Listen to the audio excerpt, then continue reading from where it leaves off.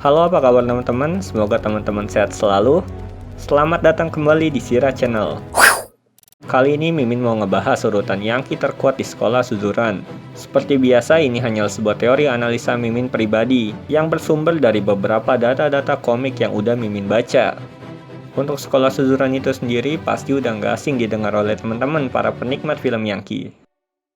Namun, sayang banyak orang yang hanya menonton filmnya, tapi lupa dengan membaca komiknya.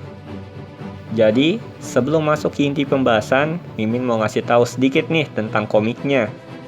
Pasti teman-teman udah pada tahu kan film Crow Zero yang diperankan oleh Takia Genji. Nah, pasti buat teman-teman yang belum tahu komiknya, beranggapan bahwa cerita itu udah tamat. Padahal, jauh sebelum film Crow Zero dibuat, cerita setelah kelulusan Takia Genji pun udah ada di dalam sebuah komik, yaitu komik Crows dan Wars. Kemudian, banyak lagi cerita-cerita sampingan dari komik itu sendiri. Bahkan seri komik Crow Zero melawan Hausen pun juga udah dibuat. Walaupun ada sedikit perbedaan, tapi inti dari ceritanya pun tetap sama. Maka dari itu, untuk seri Crow Zero, Mimin di sini bakal fokus ke filmnya dibanding komiknya.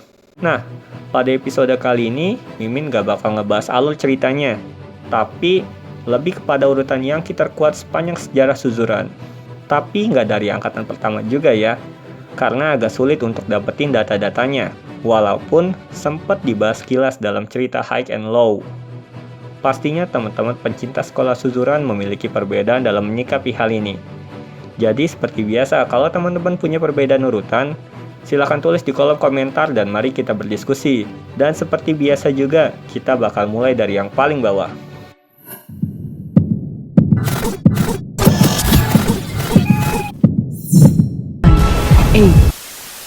Diawali dengan Bando, yang merupakan anggota dari The Front of Armament, dan hampir menaklukkan Suzuran ketika Takia Genji udah lulus. Namun sayangnya masalah yang dihadapin pun sama seperti Genji, yaitu trio Ebizuka dan juga Rindaman yang tidak ingin bergabung. Meskipun begitu, trio Ebizuka pun sempat ketakutan ketika Bando ingin kembali ke sekolah, setelah masa skors Bando berakhir. Bahkan ketika Bando di kelas 2, dalam film Crow Zero, fraksi ini pun sempat disegani oleh seniornya, walaupun dikabarkan sering kalah melawan Serizawa. Selanjutnya yaitu Tamao Serizawa, orang yang sering mengalahkan fraksi Bando dan pernah dijuluki Raja Binatang Buas dari kelas 1. Karena dirinya adalah seorang freshman atau orang yang memenangi pertarungan di kelas 1 pada saat itu. Bahkan, dirinya pun ditakuti oleh banyak seniornya. Dan mungkin kayaknya sih, dia adalah seorang tangan kanannya dari Kawai Shinoboru, yaitu seniornya di kelas 3. Serizawa pun dikabarkan membuat fraksinya sendiri setelah kematian Bito, yang kemudian di kelas 3 hampir menaklukkan Suzuran jika tidak ada Takia Genji dan Rindaman.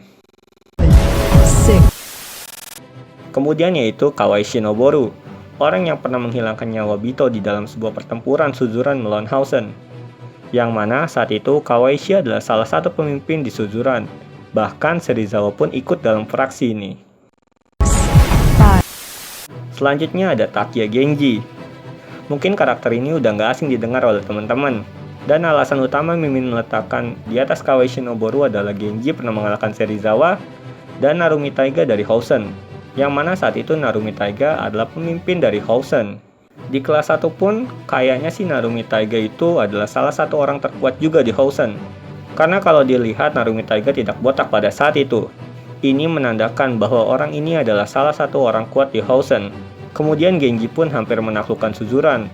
Tapi masalahnya yaitu Rindaman dan juga trio Ebizuka yang tidak ingin bergabung ke dalam fraksinya. Setelah itu ada Katsuragi Gejiro. Pasti teman-teman kalau yang gak ngikutin komiknya, karakter ini asing terdengar. Padahal, dia adalah teman dekatnya Rindaman, dan orang yang membuat perjanjian damai antara Suzuran dan Hausen. Selain itu, dia adalah salah satu dari 3 fraksi terkuat pada masanya, yaitu fraksi Kawaishi dan Nakai di kelas 3, dan fraksi dia sendiri di kelas 2. Jadi, ketika Serizawa di kelas 1, Katsuragi Gejiro ada di kelas 2. Tapi sayangnya dia nggak ikut dalam pertarungan melawan Hausen. Bayangin aja, fraksinya hanya terdiri dari 6 orang, tapi dia sanggup mengontrol kekuatan sekolah Suzuran. Selanjutnya ada Hana dan Zeton. Sama seperti Genjiro, Hana dan Zeton pun karakternya ada di dalam komik. Ketika Zeton di kelas 3, Tsukushima Hana berada di kelas 1. Singkat cerita, Hana adalah orang yang memenangkan pertarungan di kelas 1. Berarti, Hana mendapatkan kesempatan untuk melawan pemimpin Suzuran pada saat itu, yaitu Zeton. Nah, pada saat pertarungan berlangsung, Hana memuji kekuatan Zeton. Tapi di sisi lain Zeton percaya bahwa Hana adalah orang yang akan menaklukkan Suzuran suatu hari nanti. Singkat cerita, pertarungan kecil pun berakhir, dan tidak ada pemenangnya. Jadi, alasan utama Mimin meletakkan Zeton dan Hana di posisi yang sama adalah karena Zeton dapat mempertahankan gelar pemimpin Suzuran selama 2 tahun, padahal dirinya nggak punya fraksi. Dan Hana berhasil menjadi satu-satunya orang yang pernah menaklukkan sekolah Suzuran dalam sejarah. Maksudnya yaitu, hanya ada satu fraksi di Suzuran, dan tidak ada yang bertentangan.